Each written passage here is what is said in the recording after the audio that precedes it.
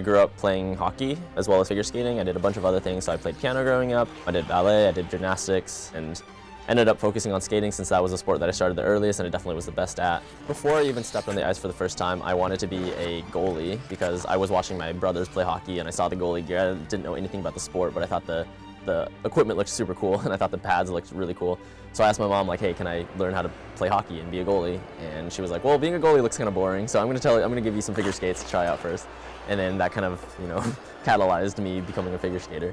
Moved to California when I was 13 and then had a pretty bad injury when I was 16, so I took about 6 months off the ice then and really learned how to take care of my body off the ice so that I can, supplement and perform well on the ice, and then from there was able to develop quickly. And not until 2016 was I able to land something called a quad jump, which is like you jump up, rotate 4 times, land back down, and that has a pretty extraordinary number of points. And once you're able to do that, you kind of put yourself at a level to compete against the senior men. From there, just continue to improve, continue to progress, and in 2018 made my first Olympic team. Next to skate, from United States of America, Nathan Chen.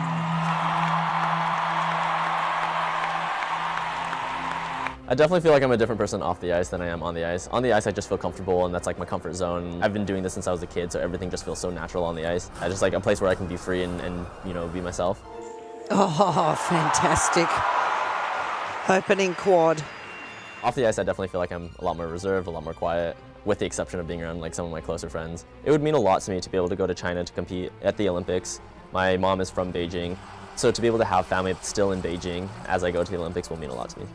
Movement is something that's so closely related to skating. Everything that we do on the ice is a form of movement. On top of that, I grew up in Salt Lake City, but my coach that I currently work with was based in California and still based in California. And my mom's trusty Toyota Prius, we were able to make the drive from Salt Lake to California, and it was difficult to afford flights, so to have that car that just was the most reliable thing, and still to this day is driving my mom around. It would have been impossible for me to get the coaching and the training that I needed. Movement in that regard was also something that really carried my career. I think the number one thing with anything that you do is that you should find the passion behind it, or else it kind of just becomes this mundane thing that you do.